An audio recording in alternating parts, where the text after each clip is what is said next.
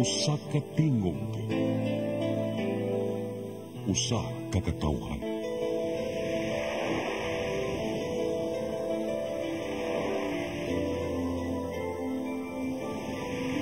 Cebu Catholic Television Network.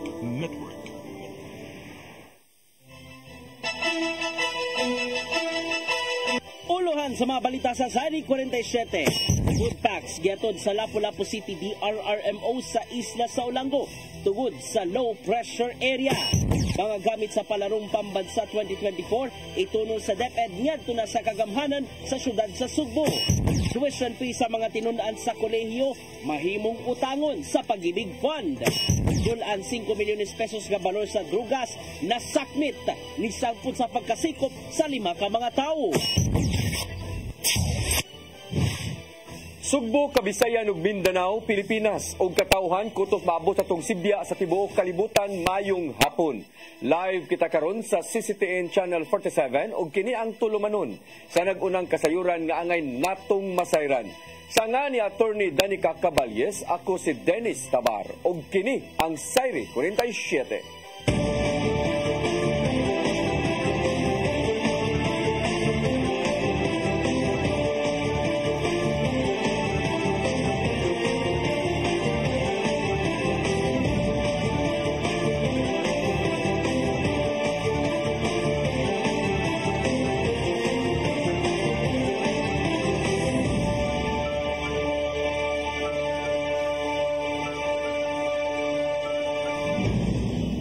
Karon sa kumpletong detalye sa atong mga balita, gisugdan na kaghapong adlaw ang paghatod sa Lapu-Lapu City Disaster Risk Reduction and Management Office ug mga food packs sa mga barangay sa isla sa Olango. Gipahimusla na sa maong buhatan ang kaygayonan nga makalabang pa padung sa isla ug una nang nahatdan ang evacuation center sa barangay Kaubyan. Ang maong lakang usa sa mga pagpangandam sa posibleng epekto nga masinati sa bati nga panahon tungod sa low pressure area. Ang food pack mahimong magamit sa mga mulupyo nga napektuhan na nga panginabuhian, ilabi na nga sagad kanila mga mananagat. Tanang kahimanan nga gigamit sa palarong pambansa 2024 gikataktang itunol na sa Department of Education ngadto sa kagamhanan sa syudad sa Sugbo. Ipaubos una ang mga gamit sa inventory o na pakinihingpit nga i-turnover. Ang kasayuran ihatod ni Crystal Joy Filerca. Gibutyag sa Department of Education nga itunol ang tanang mga gigamit sa palarong pambansa ngadto sa Cebu City Government. Matod sa ilang Assistant Schools Division Superintendent Adolf Aguilar nga ipaubos una sa inventory ang tanang mga ekipo nga gigamit sa maong sporting event. Suma pa niya nga gamiton ang mga napalit nga kahimanan sa DepEd alang sa planong halapad nga sports program sa City Government. Dugang pa ni Aguilar nga gigastuhan mismo sa DepEd ang halos tanang mga ekipo apan wala nila una gidetalye kung unsa man kini. Gihimugatan sa mga opisyal nga mahinungdanon ang pagpaubos sa inventory sa tanang mga gamit aron makita sa publiko giunsa paggasto ang pondong gigahin sa palarong pambansa. Kay alang gyud kini sa kaayuhan sa mga kabatan-unan sa Sugbo nga adunay interes sa natad sa paugnat sa kusog. Dapiton usab sa DepEd Cebu City Division ang publiko, ilabi na ang mga sakop sa media aron makita ang inventory sa tanang sports equipment. Migahin ang Cebu City Government og 262 million pesos alang sa hosting sa malampusong palarong pambansa nga bag-uhay lang nahuman. Samtang adunay ubang mga gamit sa palarong pambansa ang mahimong mahatag ngadto sa mga public schools, sama na lang sa mga television sets nga gigamit sa media center. Crystal Joy Filerca, CCTN News. Kapulisan sa Dakbayan sa Sugbo dili una molibkas sa full alert status samtang wa pa makauli ang tanan nga mga delegado sa palarong pambansa. Mga pulis nga gitahasan nga mobantay sa mga biliting areas og 30 ka sports venues gipasalamatan sa Cebu City Police Office. Ang kasayuran ihatod ni Arnold Bustamante. Naganaman naman na sa pagpamauli ang pipinagkarang nga delegado sa bago lang natapos nga palarong pambansa nga gihunagway sa mga opisyal sa gobyerno nga labing manampuson ug malinawon nga kalihukan. Ato ni Police Lieutenant Colonel Janet Rafter, Deputy City Director for Administration sa Cebu City Police Office, nga ubay-ubay na nga mga atleta ang nanguli na sa ilang tagsa-tagsa ka mga rehiyon. Apan napaghapoy uban nga nagpabilin pa sa mga billeting area. Tungod ni magpabilin usab ang mga pulis nga magbantay sa mga billeting area nga may mabantay sa seguridad sa mga delegado. We did not stop or we did not cannot pull out our billeting security until today. Kay karon man gud ang atong gi-expect nga manghawa or manglarga na gud majority of the contingent. Although sumala sa instructions sa atong city director si Police Colonel Eranio Vidalugdog sa iyang paghinabi sa uban nga mga regional directors sa mga DepEds no, naapay uban lang lamang, gamay na lang nga mabilin pa kay muugma pa ang schedule sa mga flights. So with this, although i-pull out na nato ugma ang ato ang mga billeting security, but the rest of the remaining contingent, we still assure your safety and your security within the billeting areas and overall the Cebu City because we still have deployment. Ang amo nang ihatag na lang sa atong mga istasyon. Subay sa kanang ni Police Colonel Ernie Dalugdog, hepe sa kapulisan sa Rekben Sugbo, magpabilin nga naka-full alert ang status sa kapulisan sa Tibok Syudad. Nga nagpasabot nga dili pa nila ibalik kadto silang mother unit ang mga pulis nga gitahasan nga magbantay sa palarong pambansa. Apan nako ang posibilidad nga og mga adlaw, Hulyo 2024 kung makadlupad na ang tanang opisyal sa DepEd ug ubang technical team, kuhaon na nila ang mga police personnel nga gipamutang sa mga billeting area. So mubalik na ta nga kita na pud lang diri lamang nga mga taga Cebu City Police na nagdite. Wala na tay mga i-pull up na ang ato mga augmentation after tomorrow. Kanay itong Hunyo 28, 2024, nagsugod na sa pagpakatap ang CCTO sa mga pulis sa 30 ka mga billeting area. Wala pa'y labot na ini ang mga augmentation gikan sa Cebu Police Provincial Office ug mga salingang dakbayan nga doon sports event. Tungod ani, gipasalamatan sa CCTO mao nga mga pulis na nakatabang sa malampuson nga palarong pambansa tungod kay nahimong hapsay og linawon ang maong dakong kalihukan. On behalf of our City Director, Police Colonel Eranio Vidalugdog, we would like to extend our congratulations to everybody, dili lamang kay Sanadaog because it was really a good fight sa among pag-inspection. Nakita po nato kung unsa gyud ka ang pagkanang kugi sa ato ang mga atleta nga gipakita in order to go for the gold, but unfortunately usa ra man gyud dapat ang daog. Everybody deserves applause sa ilang mga gipakita nga performance. Ano sa mensahe sa mga polis nga niugnan? Ugma gyud muhatag og official statement. Pagpasalamat modalit sa Dalugdog og budol fight sa tanang personnel nga nagsilbing area security sa palarong pambansa diha sa CCTO Parade Ground. Arnold Bustamante, CCTV. Giila isip most palarong pambansa, inspiring story. Awardee ang gold medalist sa Region 7 nga si Asia Paraasi sa closing ceremony sa palarong pambansa 2024 kagahapong adlaw. Nakaangko ng atleta og duha ka gold medal nagagikan sa Paho National High School ug mo'y unang nakalangkat og gold medal alang sa Central Visayas. Nakadawat ang atleta og 5,000 ka pesos na cash incentives ug bag-o nga cellphone isip ganti sa maong award. Samtang karong hapon, giimbitar usab si Paraasi ug uban pang upunganon nga mga atleta nga nahimo nga mga medalist sa palarong pambansa sa sesyon sa sangguniang panglungsod aron sa pagpaila sa ilang gihatag nga dungog sa dakbayan sa Lapu-Lapu. Vice Presidente ug outgoing Education Secretary Sara Duterte nagpasalamat sa mga nagtinabangay alang sa malampusong palarong pambansa 2024 dinhi sa Sugbo. Sunod nga pahigayon ang duwa adto na sa Ilocos Norte karong 2025 ug sa Agusan del Sur karong 2026. Ang kasayuran ihatod ni Gian Navarro. Niabot na sa finish line ang pagpahigayon sa palarong pambansa 2024 dinhi sa Sugbo nga napuno sa kasadya, kadaugan ug kahiusahan.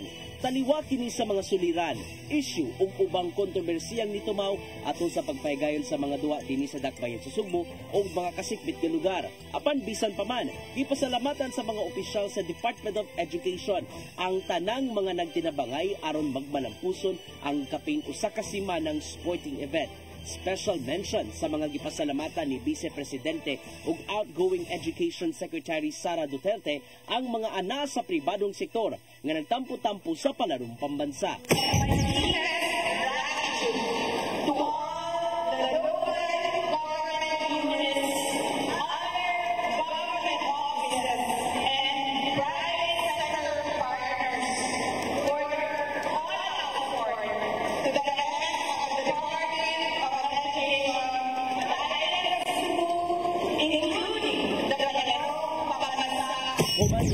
pugon sa duwa ug sa panagigalaay, gipainumduman ni Duterte ang tanang mga atleta kadad-on sa ilang tagsa-tagsa ka mga panimay ang kinaiya sa mga Sugboanon. Sumapa niya nga ang garbo sa Sugbo mao ang paghigugma sa iyang pinulungan, pagtuo ingon man pamilya.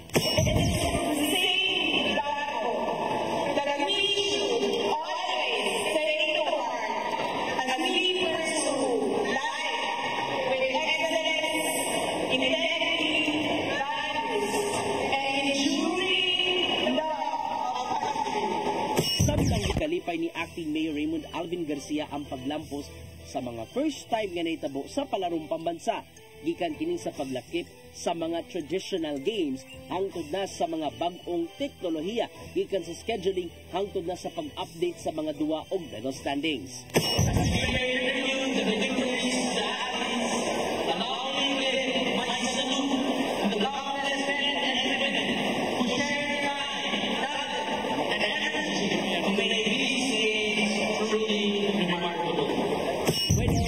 National Capital Region nga dunay 98 gold medals, 66 silver ug 74 bronze medals.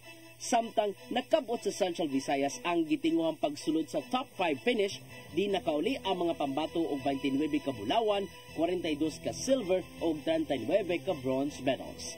Human gitulon ang official banner sa palarong pambansa ngadto sa Ilocos Norte, isip host venue, mas gipatigbabaw sa ilang gobernador ang excitement.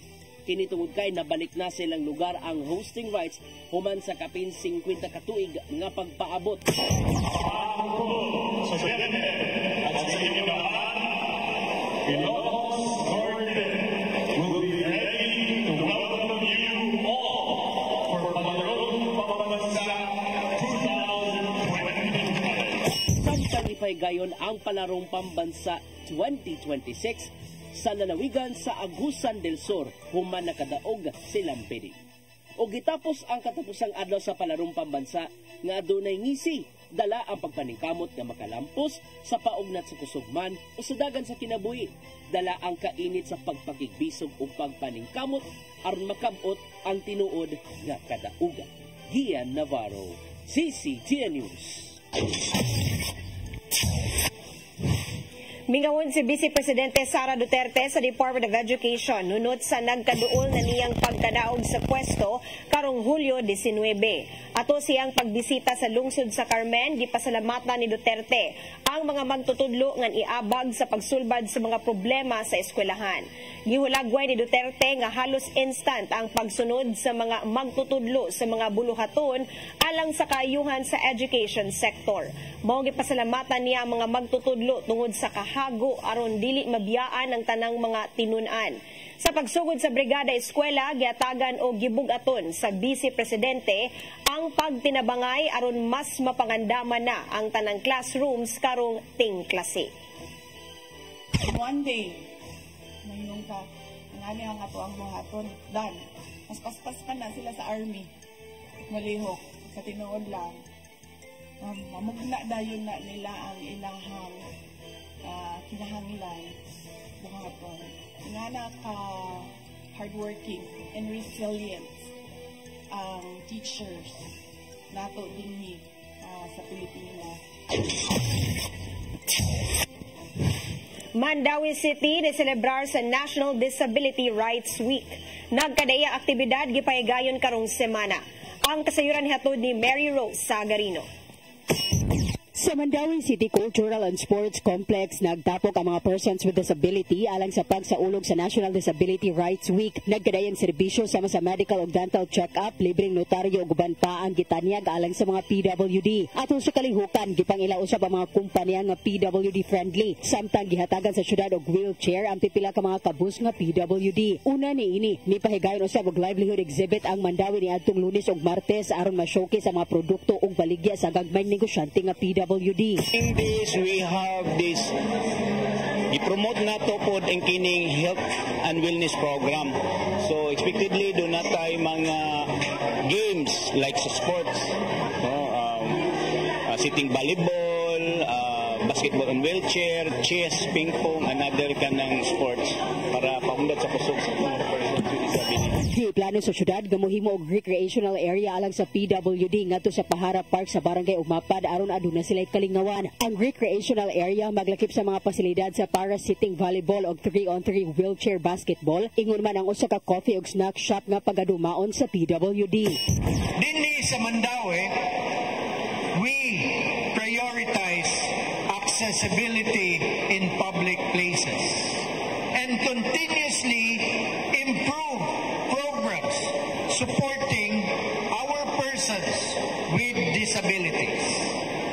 In moving Mandaue forward, we promise collectively create a city where everyone, regardless of their abilities, can move freely and confidently. Ang Mandaue adunay moabot sa 7,000 ka mga registered PWD og nagdawat og 6,000 pesos nga cash assistance matag tuig. Mary Rose Sagarino, CCTN News. Mosunod, tuition fee sa mga tinunan sa kolehiyo, mahimong untangon sa Pag-ibig Fund. Kanaw guban pa mga balita sa magbalik sa Sayri 47.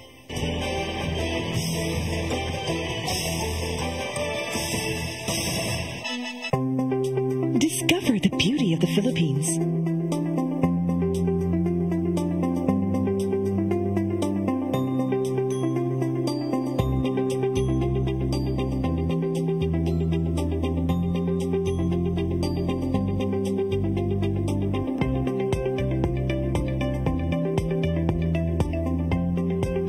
With Philippine Airlines, the country's flag carrier.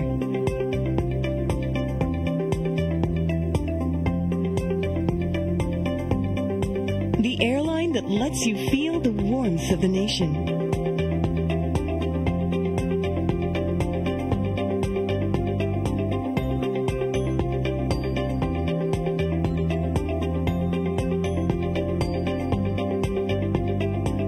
Mabuhay.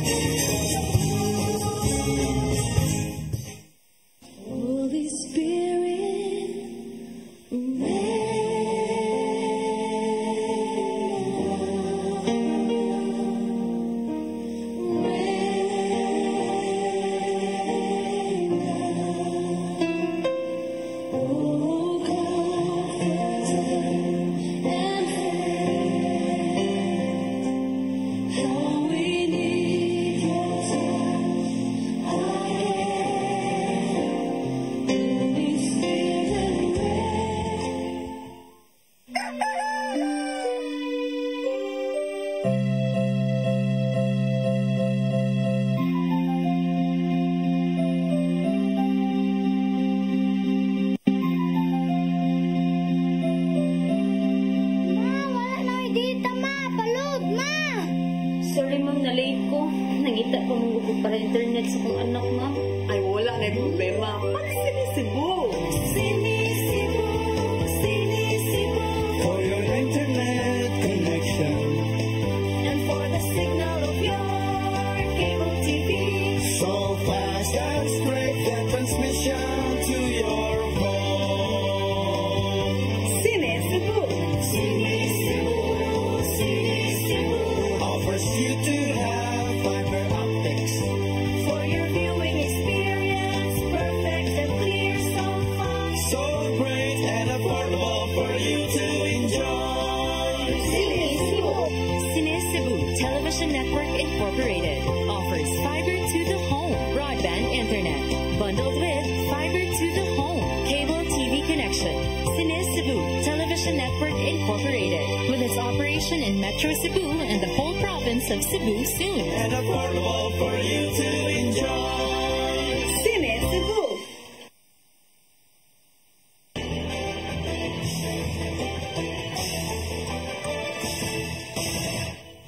Balik sa atong mga balita, tuition fee sa mga tinunan sa kolehiyo mahimo ng utangon sa Pag-ibig Fund pinagi sa gitanyag nila nga education loan program. Mao nga makig-alayon ang maong ahensya sa mga sa University of the Visayas aron kini hingpit nga mapatuman. Ang kasayuran ihatod ni Gian Navarro. Hapit na ang tingklase sa kolehiyo, maong andam ang Home Mutual Development Fund kung Pag-ibig Fund sa pag-abag ngadto sa mga nag-eskwela. Pinagi kini sa Health and Education Loan Programs kung helps din may mong utangon sa pag-ibig ang ibayad nga tuition fee sa mga estudyante.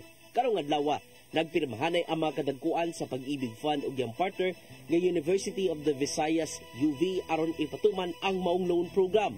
Ubos dini ang Pag-ibig Fund mo'y muhatag sa pundo nato silang helps accredited institutions. Ang mga qualified members mahimong mangutang hangtod sa 80% sa ilang total Pag-ibig regular savings nga naglangkob sa monthly contributions, dividends ug uban pa. I understand mo na marami po tayong mga estudyante dyan na kahit may discount na under loyalty card, hirap pa rin pong magbayad. So, to help them on that aspect, kailangan na mag-loan ng kanilang magulang or anybody supporting who would like to support the student and then mabibigyan po siya ng discount. So, I think in that sense, it's really very important. Aron makaimuslan, kinahanglan una mukuha og student assessment gikan sa gieskwelang college ug isumiter na ang fill-up nga form alang sa Pag-ibig Helps. Ipaubos sa installment basis ang bayranan sa loan gikan sa unom hangtod na sa 36 ka buwan. Sa kasamtangan, ang University of the Visayas mo'y unang local university sa Central Visayas nga nimong kaabag sa Pag-ibig Fund alang sa Helps. Napaglantawan usab sa kadagkuan ang dugang pang partnerships sa ubang mga institusyon. This is also one of the services or diversification of Pag-ibig in terms of our services to widen our reach with our members. And remember that Pag-ibig Fund is not only for our housing purposes. We have two mandates actually.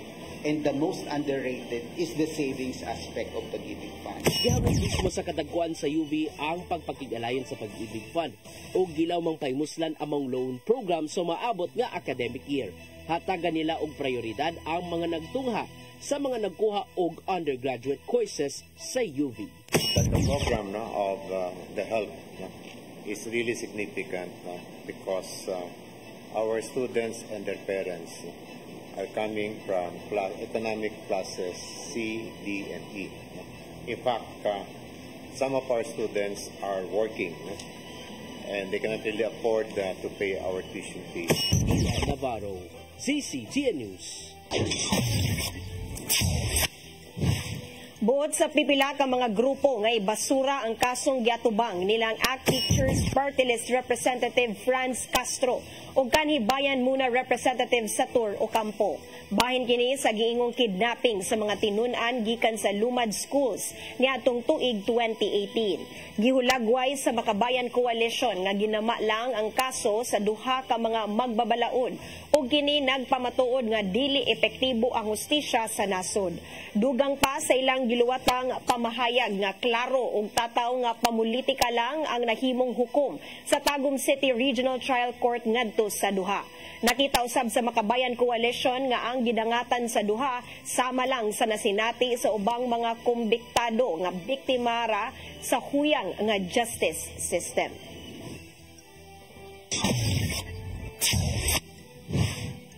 Kapulisan sa Dakbayan sa Sugbo masaligon nga makonbikto ang akusado nga si Simeon Gabutero sa pagpatay kang Riami Tokmo bisan pa man sa pagplead not guilty sa korte. Mag-usa na katuig karon sukad nga napalgan ang patayng lawas sa biktima sa sitio Muhon sa Barangay Tisa ning Dakbayan. Ang kasayuran ihatod ni Arnold Bustamante. Takdo nga usa ka tuig karong adlaw human sa buta nga kamatayon sa usa ka estrangherang dalaga nga taga Davao del Norte nga si Riami Tokmo 19 anyos nga napalgan na lang nga wala nang kinabuhi sa kilid sa karsada sa Sitio Muhon, Barangay Tisa sa Dakbayan Sugbo. Sunod lang sa pila ka adlaw nadagpan sa Labangon Police Station sa pagpangulo ni Police Major Angelito Valizer ang responsable sa mga krimen nga si Simeon Gabutero 22 anyos construction worker nga taga Sitio Sampaguita Banawa, Barangay Guadalupe. Human nakuha ang tanang ebidensya gipasaka sa Labangon Police Station ang kasong murder sa korte. Apan may plead not guilty si Gabutero atol sa arraignment niini.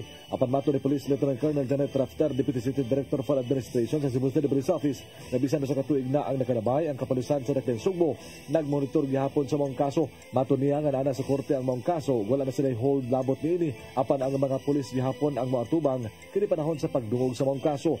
Masaligon sa Rafter nga makonbikto ang akusado bisan pa man nga wala na siya moangkon sa saraod sanglit lig-o ng ilang mga ebidensya nga gisukip sa korte. Kini mao ang pag-angkon sa igsoon ni Gabutero nga may kauban niya sa paglabay sa patayng lawas ni Tokmo. Lakip na ang labing lig-on nga ebidensya nga dili gyud mamakak mao ang scientific evidence nga mao ang DNA result nga nitakdo kang Gabutero. Not guilty iyahang gipli, but again iyang ginang katungod po. But we assure that an airtight case sa pag-file nato. We have the complete testimonial evidence, we have the forensic evidence, we have the documentary evidence po. So, sa amo ang sa giparing kamutan gidamo to nga whatever his plea was, amo ganing ikuan nga mo padayon gid ang kaso. Dala mga investigador nga mao'y naghawid sa mga kaso, padayon nga nito nga sa hearing, dala ang ilang mga ebidensya nga nagtudlo kang Gabutero. Daghan ang misuway sa paglubog sa kaso, apan mato ni Rafter nga wala sila magpadala niini o nakatutok gid sila sa ilang nakuha nga mga ebidensya nga nagtumbok sa mga akusado. Arnold Bustamante, CCTV. Philippine Navy na panglantawang magpakuyog og mga kaalyadong nasud alang sa sunod nga resupply mission sa Ayungin Shoal. Kabahin lang kini sa ilang multilateral maritime cooperative activity sa West Philippine Sea. Ang kasayuran hatod ni Gian Navarro.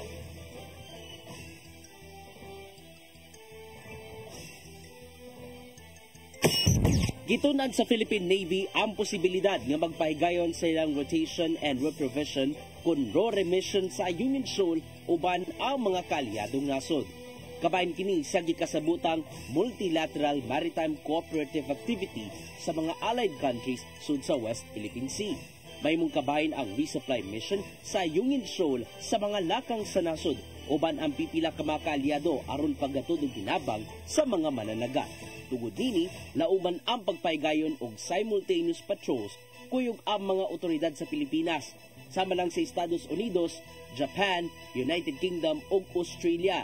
Matod ni Philippine Navy spokesperson Rear Admiral Roy Vincent Trinidad, nagihanay na ang tanang mga plano ug posibilidad sa tinguha nga maaprubahan sa hingtungdan. Katapusang napahigayon ang resupply mission sa Ayungin Shoal niadtong Hunyo 17, diin ang mga sakop sa Chinese Coast Guard tuyong nibangga sa sakinang pandagat sa mga Pilipinong sundao. Apan bisan pa man, may pasalig si Defense Secretary Gibo Teodoro nga magpadayon ng RORE mission sa mosunod pang mga panahon. Gipabot lang usab sa Department of National Defense DND ang tubag gikan sa Maritime Council bahin sa ilang sugyot aron sila magbiyahan. Gian Navarro, CCTN News. Gipahibaw sa Cebu City Treasurer's Office nga kutubra karong Hulyo 20 ang tingbayad sa buhis alang sa third quarter karong tuiga. Naglangkob ang mao nga bayranan sa mga buhisan sa negosyo nga bayranan ug uban pa alang karong tuiga. Kung mapakyas man ang pagbayad sa gihatag nga deadline, kinahanglang mobayad og 20% nga surcharge gikan sa buhisan o patungan og 2% nga interest matag buwan. Abli hangtod sa Sabado ang satellite offices sa City Treasurer's Office, Business Permit and Licensing Office sa Robinson's Galleria o SMC side sa Dakbayan sa Sugbo. Kinaron mas mapadali na ang pagproseso sa business permit o uban pang mga bayranan. Lapu-Lapu City ni salmot sa unang National CPR Day nga gipaygayon karong adlaw. Subay sa pagtimaan niini gipaubos sa training ang libuan ka mga upunganon ug dili lang mga health workers apan lakip ang nagkadaiyang sektor. Ang kasayuran nihatod ni Crystal Joy Pelerca. Gitimaan karong adlaw, Hulyo 17, tuig 2024, ang unang National Cardiopulmonary Resuscitation kon CPR Day, subay sa susamang adlaw nga namugna ang Basic Life Support Training in Schools Act o ang Republic Act No. 10871 ni adtong Hulyo 17, tuig 2016. Usa ang dakbayan sa Lapu-Lapu sa nipartisipar sa baong kalihukan, pinaagi sa pagsalmot sa nationwide CPR awareness campaign nga gipangunahan sa Philippine Hearts Association Cebu Chapter. Kung diin, 1,082 ka mga trabahante gikan sa nagkadayang sektor ang napaubos sa hands-only CPR training, pinaagi sa tabang sa 50 ka mga cardiologists ug kapin 30 ka mga responders gikan sa dakbayan. Matod sa usa ka cardiologist na si Dr. Karen Caudor, ang Lapu-Lapu mo inapili nilang partner tungod kay usa kini ka tourist destination. Lapu-Lapu is a tourist city, no? Kabaw tang mo attract gyud siya og daghang tao. So we want to empower ang taga-upon nga kamao mo CPR. Ubang paniya nga usa sa ilang gitinguha nga ang matag household adunay kaalam sa pag-CPR tungod kay dakong tabang kini sa pagsalbar sa kinabuhi sa oras sa emerhensiya. Samtang sigon sa Pangulo sa City Health Office nga si Dr. Agnes Cecil Realiza, mahinungdanon nga gilakip sa training ang mga trabahante nga nagtrabaho sa nagkadaiyang sektor. Bisag dili lang appeal sa health kanang nasa health society ang mga layman, no? Kay bawo sila nga kana bitong mo perform sa CPR in kaso nay mo atake bisag asa. Usa-usab ka nurse ang nadestino sa Barangay Kaubian ang mapasalamaton sa maong kahigayunan tungod kay adunay makatabang kaniya sa oras sa emerhensiya, ilabi na nga walay ospital sa maong barangay. Kina sa isla no nga isla asgid wala gid didto nga hospital nga duol nga mo take pag kanang pila ka minutes nga masakay kag bangka, so at least ba makaingon ko nga it really helps kay at least na train ang ako mga BHW at mga tanod, so dili lang kay ako nga pwede mo perform og CPR nga makatabang o makasalbar sa kinabuhi sa katao.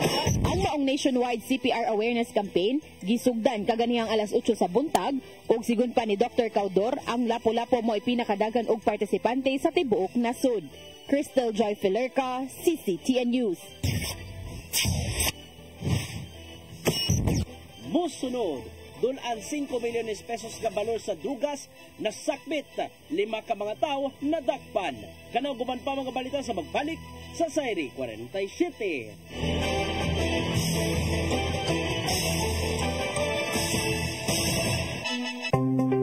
Discover the beauty of the Philippines.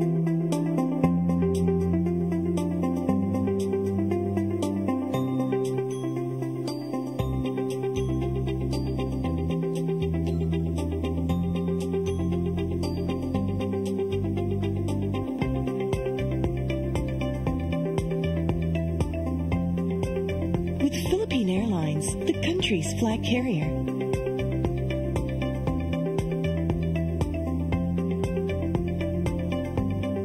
The airline that lets you feel the warmth of the nation.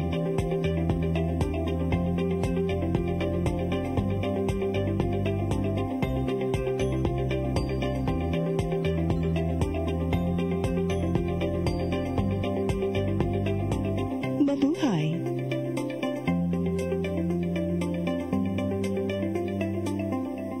Holy Spirit,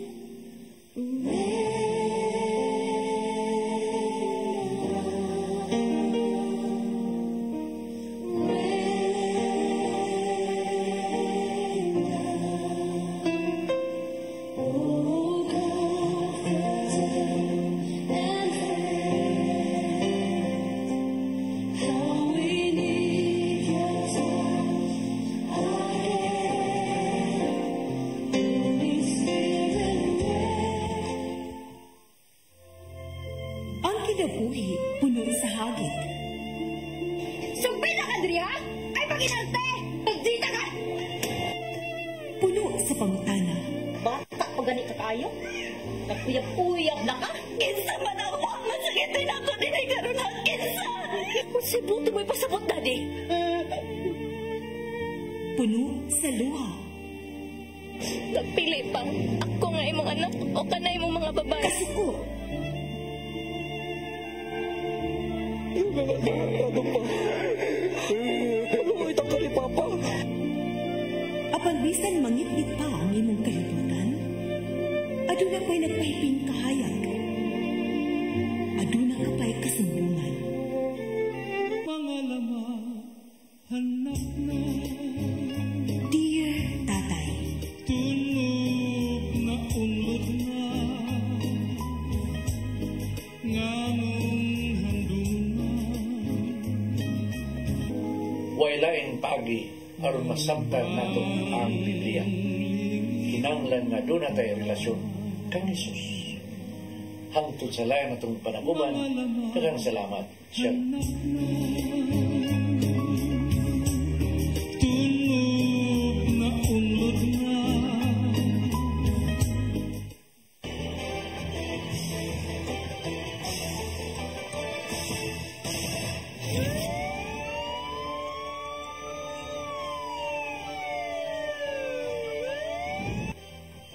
Balik sa ato mga balita, dulan 5 milyones ka pesos nga kantidad sa illegal nga drugas na sakmit sa PDEA 7 atol sa gilusad nila nga mga operasyon sa managlahing lugar dinhi sa Central Visayas. Miresulta kini sa pagkasikop sa 5 ka mga tao. Ang kasayuran ihatod ni Arnold Bustamante. Dulaan sa 5 milyon ka pesos ka balor sa illegal nga drugas ang nasakmit sa mga sakop sa Philippine Drug Enforcement Agency 7 atol sa gilusad nga anti-illegal drug operation sa Negros Oriental, Bohol ug Dakbayan sa Mandawi. Nga may resulta sa pagkasikop sa 5 ka mga tao. Alas 12:08 sa udto kagahapon ang mga operatiba sa Peria Negros Oriental Provincial Office uban sa kapulisan sa mga lalawigan ug PNP Intelligence Unit bilusad kini nga bypass operation sa Purok 4 Bulok-Bulok lungsod sa Sibulan, Negros Oriental. Nga may resulta sa pagkabungkag sa drug den nga gipadagan sa ilahang target o pagkasikop sa 3 ka mga tao. Ang nadakpan ang ilahang target nga si John Renz Duran, 23 anyos, lagip na ang 2 ka mga lalaki nga naatlan sa sulod sa balay Suyupanan nga silang Lucito Lanyuhan, 45, telecom cable installer ug Mateo Pascual, 42. Nasakmit atol sa maong operasyon ang mga pinakiti sa gituang Cebu nga motimbang sa 6 gramos gadon estimated average market value nga 40,800 pesos, bypass money ug nagkadayaga paraphernalia. Sa susamang adlaw alas 5 sa hapon ang PDEA Bohol Provincial Office uban sa Bohol Police Provincial Office, Drug Enforcement Unit, Bohol Maritime Police ug Tagbilaran City Police Station misikop sa gila nga high value target sa Purok 4 Barangay Mansa sa Tagbilaran City. Ang nalagpan gila nga si Macrino Clarete IV, 33 anyos, usa ka construction worker nga mo'y pirasab sa mga lugar. Nakuha sa mga operatiba ang siyam kadakong puto sa gituang Cebu nga doon gibugaton nga 205 gramos nga doon estimated average market value nga 1.3 million pesos. Lagip na ang bypass money o sa motorsiklo, cellular phone ug mga gamit sa pagsuyop sa legal nga drugas. Pagka alas 6 gabi, laing drug personality ang nasikop sa PDEA 7 uban sa Naval Forces Central, Mandawi City Police Office Intelligence Unit ug Drug Enforcement dito sa sitio Bangan, Kabangkalan, Dakbayan sa Mandawi. Ang nasikop gila nga si Rex Navasca, 20 anyos, usa ka baker nga tagalungsod sa Barili, probinsya sa Sugbo. Nasakmit nila ang 12 kadakong puto sa gituang Cebu nga motimbang sa 500 gramos nga dunay balor nga 3.4 million pesos, bypass money usa ka motorsiklo nga magigamit sa pagdeliver sa legal nga drugas. Ang mga suspitsado pulos na napasakan og kaso sa PDEA 7 sa kalapasan sa Article 2 sa Republic Act 9165. Arnold Bustamante, CCT News. Laing 25 kapiniriso sa male dormitory sa Mandawi City Jail ang nakagraduar sa rehabilitation program. Samtang unang batch sa female dormitory paigayon sa Agosto. Ang kasayuran hatod ni Mary Rose Sagarino. Gipahigayon ang moving up ceremony kagahapon sa Bureau of Jail Management and Penology sa Barangay Basak, Mandawi. Ang 25 ka piniriso mao ng ikaduhang batch nga nigraduar sa rehab program pinaagi sa Mandawi City Substance Abuse Prevention Office o BJMP Mandawi. Moabot sa 63 ka persons deprived of liberty ang nigraduar sa rehab program ni aging tuig. Ang maong mga PDL nga gipaubos sa maong programa mao ang nagatubang og kaso bahin sa ilegal nga drogas. Tinguha sa syudad nga makatabang sa pagbago og paggiya sa mga piniriso samtang anaa sila sa pasilidad. Yes, di po sila ma-board dito sa jail and mas productive po sila kay ang gusto ko na magkastorya po sa lain mga tao, especially nga napay uban sa mga first batch na mo wapan release so they can continue the learnings that they have dito. One of the things na pwede nila mastorya. Sugda na usab unya ang profiling sa mga lalaking PDL alang sa third batch at samtang sunod buwan na gitarget nga ipatuman ang unang batch sa jail-based rehab program sa female dormitory. Mary Rose Sagarino, CCTN News. Mo kadtong naglangkob sa atong mga balita sa Sayre 47, ako si Dennis Tabar. Ako si Danica Cabalye, sangtod ugma sa inyong paboritong tulumanon. Sayre 47.